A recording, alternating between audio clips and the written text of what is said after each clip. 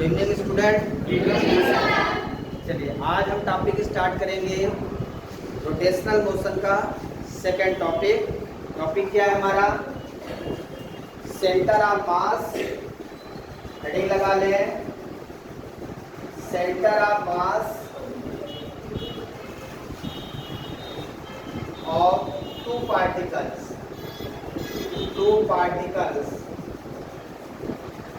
Center of mass of two particles. Center of mass of two particles system. आज हम दो particle के centre of मास को find करेंगे, ठीक है ना। पार्टिकल्स का सेंटर ऑफ मास, किसी भी बॉडी में बहुत सारे पार्टिकल्स होते हैं, उनमें दो पार्टिकल यदि रखते हैं कहीं तो उनका सेंटर ऑफ मास हमें फाइंड करना है, ठीक है ना। जो मुझे फाइंड करना है वो क्या है? RCM equal to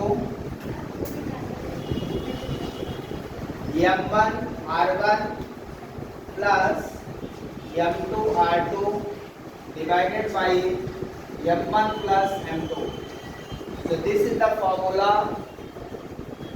of center of mass RCM, position vector. तो दो पार्टिकल के बीच का सेंटर ऑफ मास कैसे फाइंड करेंगे ये हम प्रूव करेंगे। RCM equal to M1 R1 vector plus M2 R2 upon M1 plus M2। R1 R2 वो पार्टिकल का पोजीशन वेक्टर है और RCM उसके सेंटर ऑफ मास का पोजीशन वेक्टर है। R1 क्या है? Position vector of particle 1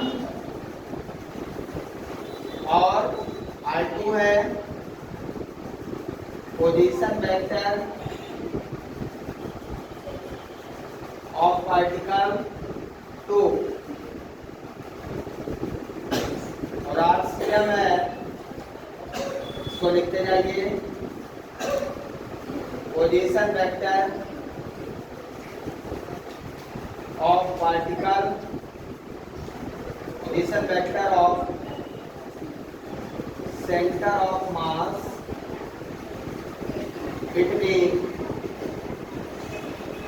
between two particles।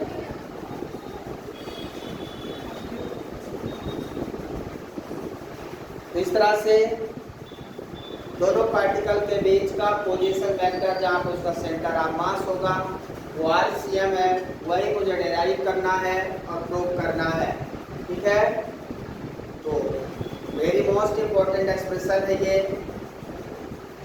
ये फार्मूला कहाँ से आता और कैसे आता है ये आपको YouTube चैनल में भी नहीं मिलेगा, इसलिए इसको आप ध्यान से समझेंगे, यही चैनल में मिलेगा बस। इसका एक्सप्रेशन बहुत इम्पोर्टेंट है और ये कैसे आएगा इसे हम प्रूव करेंगे, ठीक है।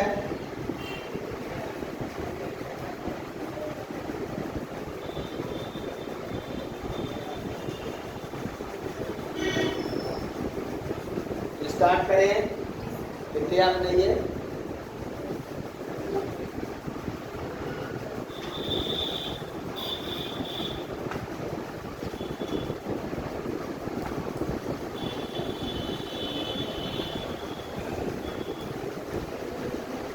आइए इसे प्रूव करते हैं।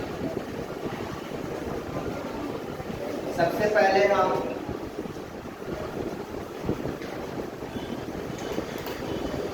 स्पेस में दो पार्टिकल की बात करेंगे। ये दो पार्टिकल है, मान लीजिए particle A, particle B. Particle A का मास M1 है, पार्टिकल बी का मास M2 है। दो पार्टिकल है जिनका मास M1 है, M2 है। ये ओरिजिन है, ओरिजिन से पार्टिकल ए की जो डिस्टेंस है उसको बोलते हैं पोजीशन वेक्टर। ओरिजिन से पार्टिकल के डिस्टेंस को क्या बोलते हैं? Position vector, that is the R1 vector. इसी तरह से पार्टिकल 2 की जो डिस्टेंस है ओरिजिन से, उसको क्या बोलेंगे, R2 वेक्टर। इसी तरह ये दो पार्टिकल दिख रहे हैं A और B, इसका मतलब है पार्टिकल A और B इनका सेंटर ऑफ मास कहाँ होगा, लगभग बीच में। इनका सेंटर ऑफ मास यहाँ कहीं होगा, मान लो C। अब ये सेंटर ऑफ मास यदि पार्टिकल का है तो इसके यहाँ से डिस्टेंस को हम क्या बोलते हैं, RCM। यही RCM है, ये है RCM। समझ में आया क्या, डायरेक्शन भी बना दे, वेक्टर क्वांटिटी है। ये है आपका RCM वेक्टर, दिख रहा है। ओरिजिन से C तक की डिस्टेंस, मतलब हम कहें तो OC vector equal to RCM vector. तो this is the position vector of centre of mass. Centre of mass इन दोनों पार्टिकल का कहाँ है, C पॉइंट पे। C point is the, C क्या है, centre of mass. Centre of mass of particle A and B। इन दो पार्टिकल का centre of mass C point है। किसी कोई दिक्कत, यही RCM मुझे निकालना है। डायग्राम बना लें अच्छे से, जल्दी से, थोड़ा फास्ट काम करेंगे, ये एक्सप्रेशन थोड़ा बड़ा है। कोई क्वेश्चन है तो पूछते चलिएगा, है ना। तो अब एक बार और समझ लेते हैं। ओरिजिन से पार्टिकल A तक की डिस्टेंस पोजीशन वेक्टर R1 है। ओरिजिन से B तक पार्टिकल B की जो डिस्टेंस है R2 है। और ओरिजिन से पार्टिकल A और B का जो सेंटर ऑफ मास है वहां तक की पोजीशन वेक्टर RCM है। CM का मतलब centre of mass, CM, C centre of mass, centre of मास लिखा हुआ है। CM का मतलब सेंटीमीटर नहीं पढ़िएगा, ठीक है ना। RCM सेंटर ऑफ मास का पोजीशन वेक्टर। अब आइए, हमें ये पता है कि ब्रह्मांड में कोई भी दो पार्टिकल आपस में फोर्स लगाते हैं। दो मासा बॉडी हमेशा एक फोर्स लगाती है, ये हमें पता है कि नहीं लगाती। तो किसी भी बॉडी पे दो प्रकार का फोर्स लगता है। किसी भी बॉडी पे दो प्रकार का, जैसे एक बॉडी ये हो गई, ये हो गई। अब इसमें क्या होगा, ये बॉडी इसमें फोर्स लगाती है, ये इसमें लगाती है, लेकिन इनका फोर्स इतना वीक होता है as compare to gravity, gravity force, जिस कारण से ये बॉडी एक दूसरे को खींच नहीं पाती। लेकिन जब पार्टिकल होता है ना तो खींच जाता है। समझ में आया क्या। तो अब हमें यहाँ पे ध्यान देना है कि जो पार्टिकल ए है वो कुछ फोर्स लगा रहा होगा, जो पार्टिकल बी है वो कुछ फोर्स लगा रहा होगा। तो फोर्स ऑन पार्टिकल, पहले दोनों पे फोर्स निकालते हैं। तो नंबर फर्स्ट इसमें केस है, दोनों देखिए, फोर्स ऑन पार्टिकल ए सबसे पहले निकालेंगे। क्या निकालेंगे, force on particle A. Force on particle A clear है। तो दो प्रकार का फोर्स लगता है। पहला external force, external force F1 है। पार्टिकल ए पे लगने वाला फोर्स क्या है, एक्सटर्नल फोर्स। और दूसरा फोर्स क्या है, force on particle A due to particle B. क्या समझ में आ रहा है। मैंने कहा कि इस पार्टिकल पे ये पार्टिकल फोर्स लगा रहा होगा, पार्टिकल ए पे पार्टिकल बी एक फोर्स लगा रहा है, लगाएगा कि नहीं लगाएगा। एक पार्टिकल हमेशा दूसरे पार्टिकल पे फोर्स लगाता है, उसको हम लिखेंगे F12। क्या लिखेंगे? F12। नेट फोर्स कितना? Net force on particle A कितना हो जाएगा? Net force on particle A equal to external force plus force on particle A due to particle B. So this is the F1 plus F12. F1 external force जो बाहर के कारण force लग रहा है, और F12 जो दूसरा पार्टिकल पहले पार्टिकल पे फोर्स लगा रहा है। यहाँ तक कोई डाउट है? लिख लीजिए इसको, नोट डाउन करें।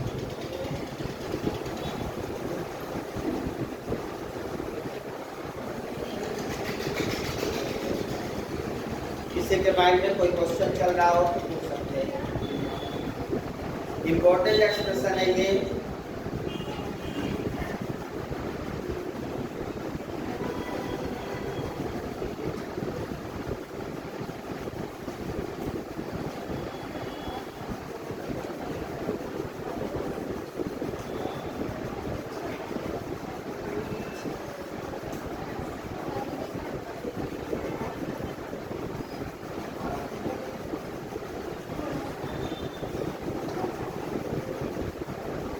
अब आते हैं पार्टिकल बी पे। इसी तरह पार्टिकल बी पे भी फोर्स लग रहा होगा। Similarly force on particle B, external force यहाँ पे F2 लिख दूंगा। अब force on particle B due to particle A, इसको क्या लिख देंगे? F21। दूसरे के कारण पहले पे, पहले कारण दूसरे पे लगने वाला। Force on particle B due to particle A के कारण 2 पे लगने वाला force. Force on two body particle into 1, ठीक है। नेट फोर्स ऑन पार्टिकल बी कितना हो जाएगा? बी पे नेट फोर्स कितना हो जाएगा? F2 plus F1। यहाँ तक लिखिए।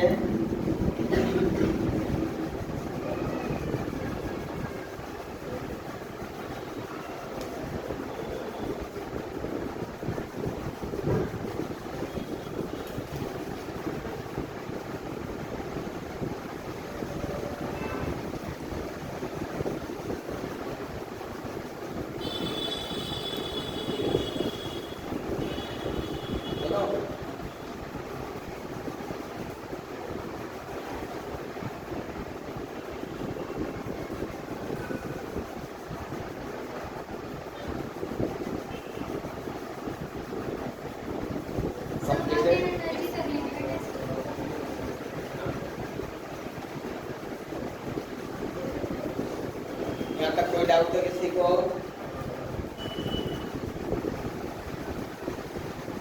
दोनों पार्टिकल पे लगने वाले फोर्स हमने डिफाइन कर लिए। सबसे पहले हमने ये फाइंड कर लिया कि पार्टिकल ए पे नेट फोर्स कितना होगा और पार्टिकल बी पे कितना नेट फोर्स होगा। तो पहला इस पार्टिकल पे बाहरी लगने वाला फोर्स एक्सटर्नल, और दूसरा इस पार्टिकल पे पार्टिकल बी द्वारा लगने वाला फोर्स। तो एक पार्टिकल दूसरे पार्टिकल पे हमेशा फोर्स लगाएगा। एक एक्सटर्नल हवा आ गई, उसके कारण फोर्स लग जाएगा पार्टिकल पे। कुछ भी एक्सटर्नल हमने फोर्स लगा दिया, मस्कुलर फोर्स लग गया, है ना। तो ये हमारे जो फोर्स लगेंगे ये एक्सटर्नल फोर्स कहलाएंगे। ये बॉडी है, इसमें फोर्स लगा दिया, ये एक्सटर्नल फोर्स हो गया। और एक इसके अंदर जो फोर्स लग रहे हैं पार्टिकल के द्वारा, जिसके कारण ये बंधे हुए हैं एक दूसरे से, वो इंटरनल फोर्स है। दो टाइप का फोर्स समझ में आया। अब क्या होगा? बॉडी मूव करेगी, इनका मोमेंटम भी कंजर्व रहेगा। तो मोमेंटम दोनों का निकाल लेंगे। Momentum of particle 1, momentum of particle A, P1 equal to क्या हो जाएगा? F1 V1 वेक्टर, और momentum of momentum of particle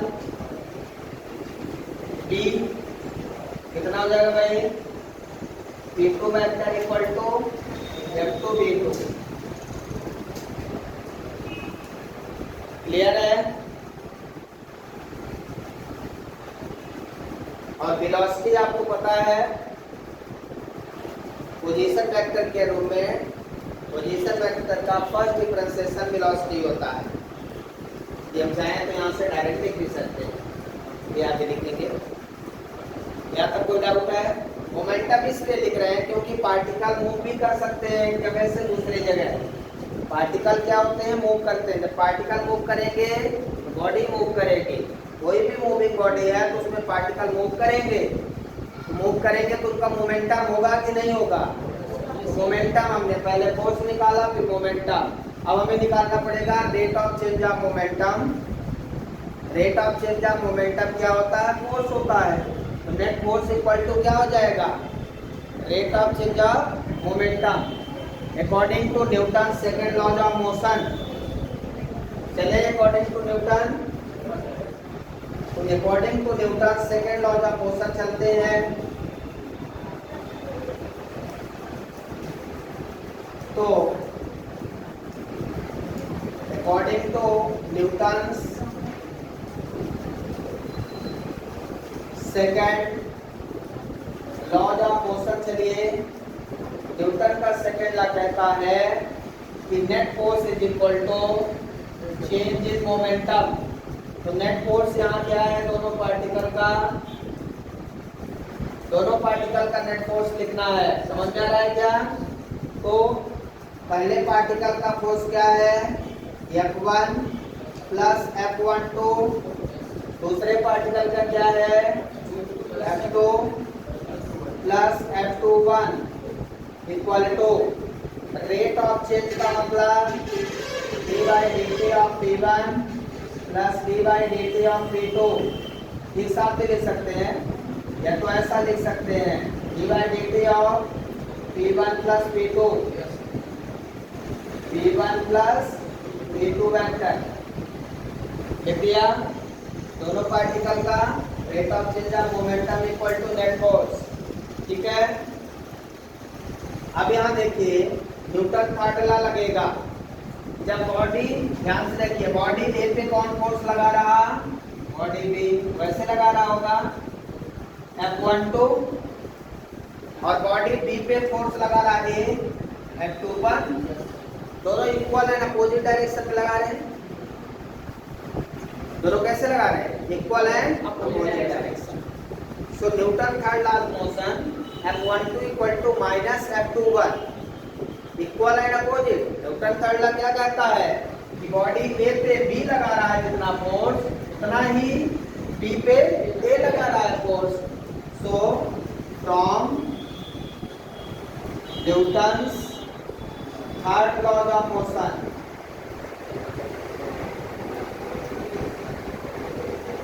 क्या कहता है, F12 equal to minus F21। सही है? Yes sir. जो बॉडी एक दूसरे पे फोर्स लगा रही है तो डायरेक्शन उनका रिवर्स हो जाएगा। ये वैल्यू इसमें रख दें तो F12 F21 कैंसिल हो जाएगा, तो क्या माइनस है।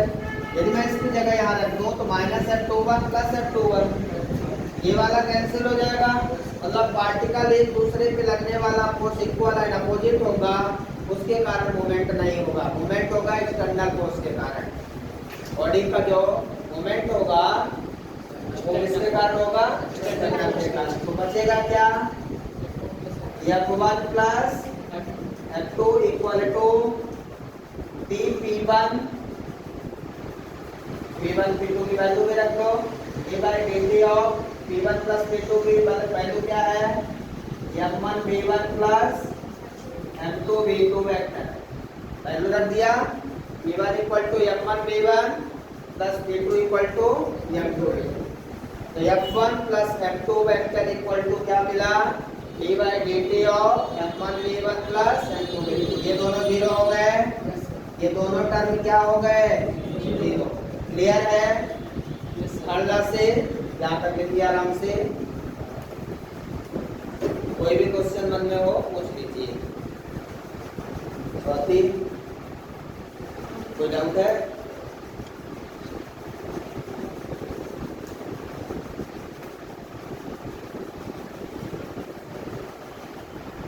इसके बाद वेलोसिटी, जो पार्टिकल ए की वेलोसिटी है और जिससे इनकी पोजीशन वेक्टर निकालना है आपको। तो पोजीशन वेक्टर और वेलोसिटी में क्या रिलेशन होता है? कोई बता सकता है? पोजीशन वेक्टर और वेलोसिटी में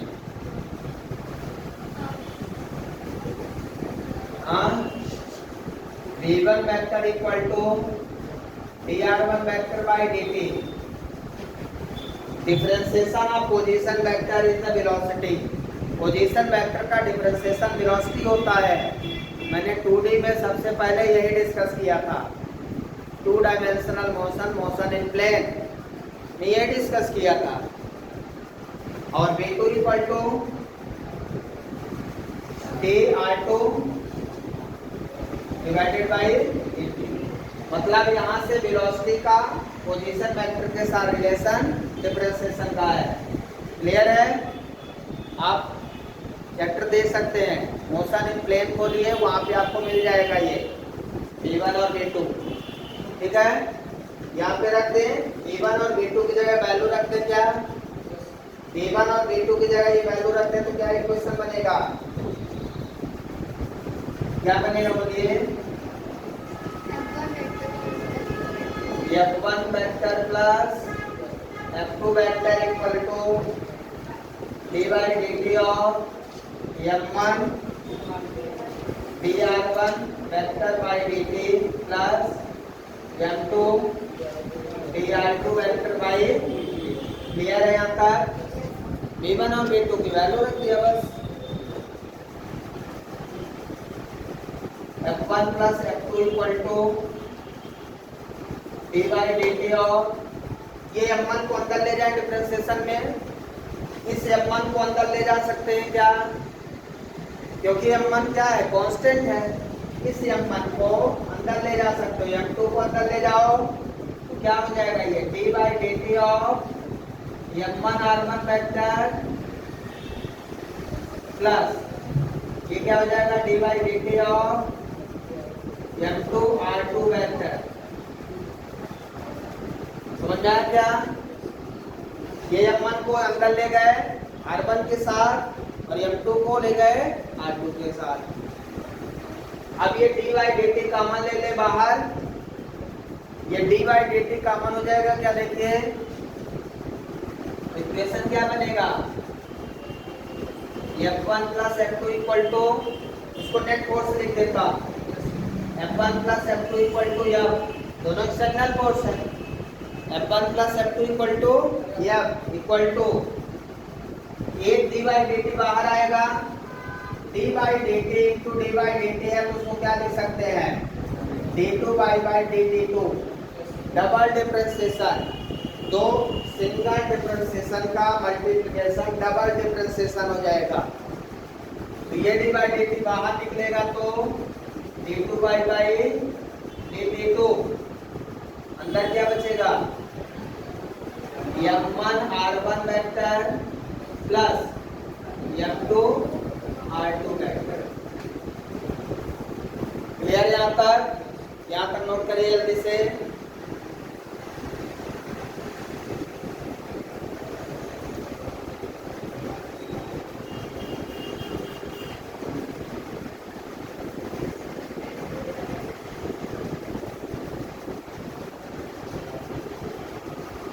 लिख दिया? किसी को कुछ क्वेश्चन है यहाँ तक? Net force f1 plus f2 equal to f लिख दिया, वहां से d by dt बाहर ले लिया, एक बार था ये तो मल्टीप्लाई d2 by dt2 हो गया। अब देखिए जो मुझे प्रूव करना है उसमें नीचे m1 प्लस f2 है, क्या मैं इसमें f1 प्लस f2 ऊपर नीचे मल्टीप्लाई कर दूं? मल्टीप्लाई एंड डिवाइड,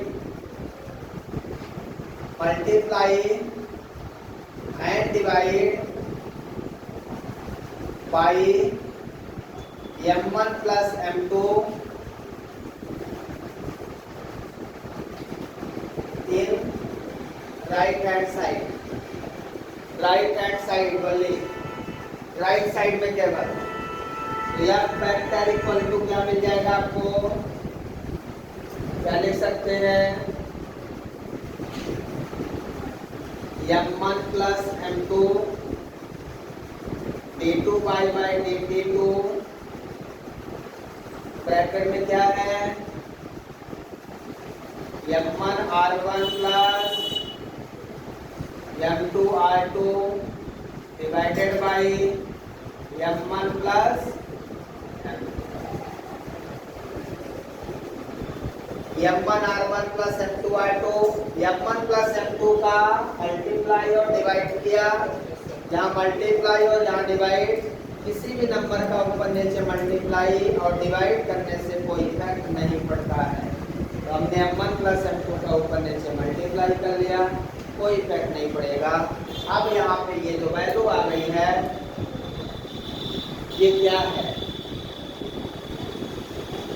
यही है m1 plus m2 d2 RCM divided by double differentiation of position vector. RCM also position vector. RCM is the position vector of center of mass of the particle। ये RCM क्या है, इन दोनों particle का position vector है। और position vector का double differentiation क्या होता है, एक डिफरेंशिएशन तो वेलोसिटी होता है और फिर डबल डिफरेंशिएशन एक्सेलरेशन।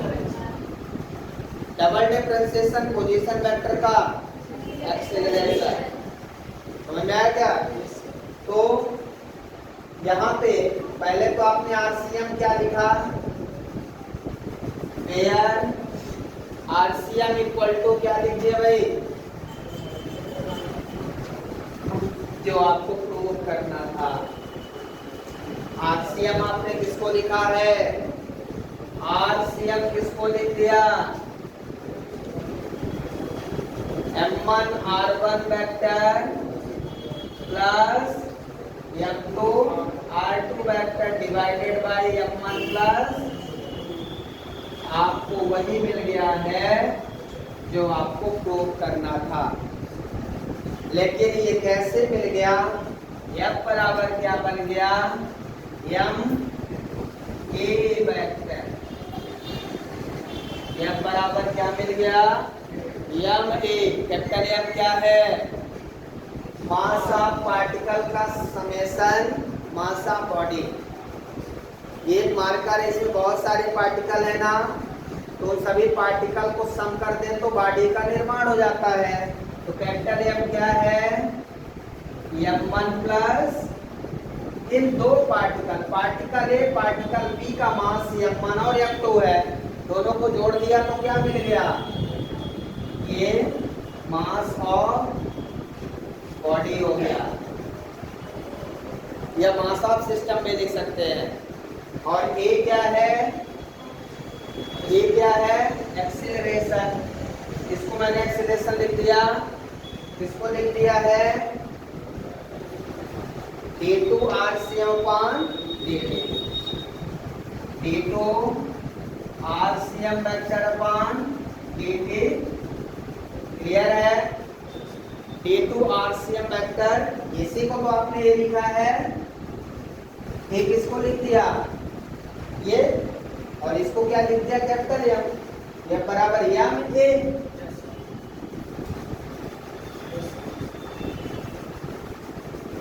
तो R से मतलब कोई भी ऑब्जेक्ट, कोई भी पार्टिकल, कोई भी बॉडी मूव कर रही है, उसमें फोर्स m बराबर m ही लगेगा। मोशन कर रहा है तो m बराबर m यहाँ से मिल भी रहा है, और उसी से RCM मिल रहा है, centre of mass position vector का। So this is the most important expression how to prove the center of mass, position of center of mass of two particles. So very most important expression. इस expression को आप भूलिएगा नहीं। Clear है, कोई question है, चलिए यहाँ तक लिखिए, आगे बढ़ेंगे।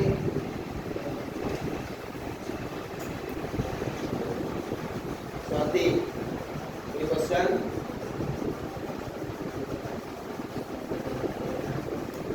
बोलो सुनती बराबर एम ही आया है, तो नया नहीं मिला।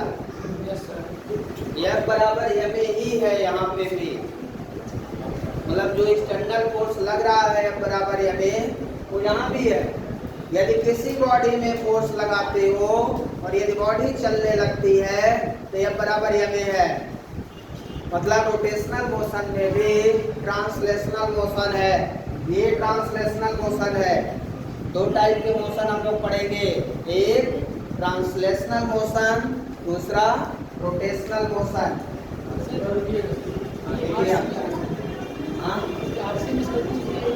क्या हुआ? RCM equal to F1 R1 plus F2 R2 पर F1 प्लस M2। कैसे? यही तो पूरा प्रूफ किया आपको। ये तो पूरा आया ही था। M1 प्लस M2 का आपने ऊपर नीचे मल्टीप्लाई डिवाइड कर दिया, बस हो गया, अभी तो कुछ नहीं किया। और ये तो अभी आपने प्रूफ ही किया है पूरा। तो यही तो प्रूफ करना था कि कैसे आया, तो यही तो प्रूफ किया मैंने, कैसे प्रूफ किया है, पूरा सिस्टम स्टेप बाय स्टेप लिखा है।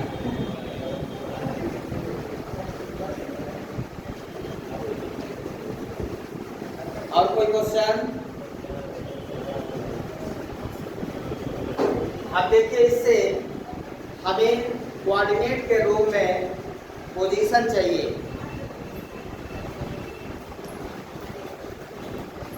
यदि हमारा पार्टिकल ये पार्टिकल यहाँ से R1 पोजीशन पे है, B पार्टिकल R2 पोजीशन पे है, और ये है RCM A B C। इसको यदि x y कोऑर्डिनेट में हम लें, x y में लेंगे तो यहाँ का coordinate x1 y1 z1, 3D लेंगे तो x1 y1 z1, यहाँ का x2 y2 z2, यहाँ का xCM yCM zCM। कितना समझ में आया? यहाँ का xCM तो क्या CM है, तो x y z यहाँ CM हो जाएंगे। यहाँ R2 है तो x2 y2 z2, जहाँ R1 है तो x1 y1 z1। Position vector ऐसे लिखते हैं ना। अब बताइए, मैं R1 इक्वल टू क्या लिखूंगा? x1 i का प्लस y1 j का प्लस z1। किसी को डाउट है यहाँ तक? R2 पोजीशन वेक्टर में क्या लिखूंगा? x2 i का प्लस y2 j का प्लस z2 के। यहाँ तक किसी कोई डाउट होगा? मोशन इन प्लेन देख लेंगे। और RCM इक्वल टू क्या लिखूंगा बोलिए? RCM इक्वल टू क्या लिखूंगा? बोलो सुप्री।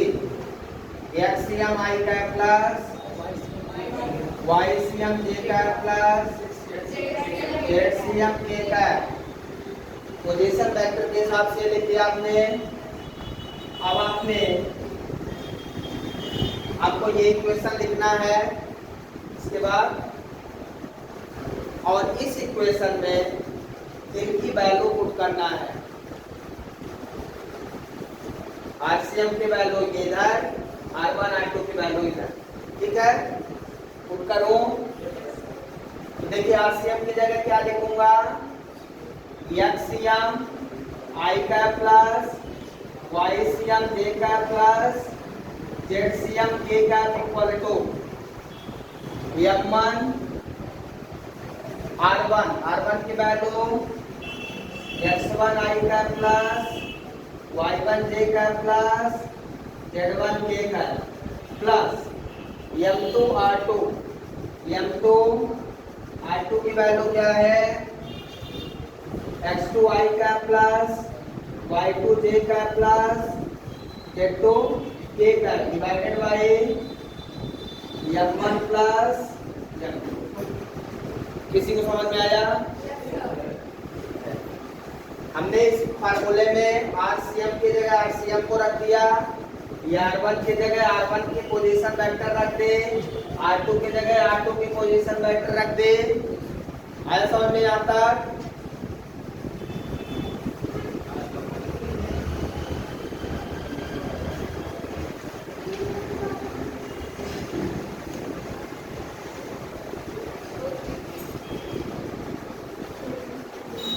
इसके बाद हमें क्या करना है, आई कैप के टर्म को एक साथ, जे कैप के टर्म को एक साथ, के कैप के टर्म को एक साथ लिख लेना है। तो हम इसको लिखेंगे XCM I cap plus YCM J cap plus ZCM K cap. यहाँ तो कोई डाउट है? Equal to m1 x1 plus m2 x2 plus m3 x3 divided by m1 plus, इसमें मुझे दो ही पार्टिकल का लेना था, 2D में लेना था, 3D में ले लिया हो गया। 3D में एक टर्म यहाँ पे ऐड कर लीजिए प्लस m3, एक टर्म हो जाएगा ना। 2D में लेना था, हमने क्या किया 3D में ले लिया, कोई बात नहीं, प्लस m3 कर लेंगे एक टर्म।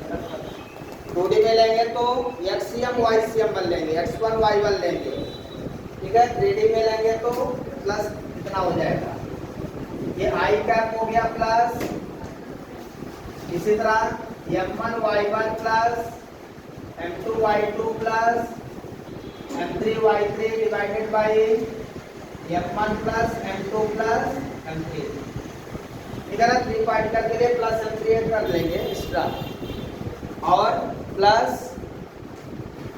यहाँ जे कैप आ जाएगा plus m1 z1 plus m2 z2 plus m3 z3 divided by m1 plus m2 plus m3, ये क्या हो जाएगा, ये क्लियर है।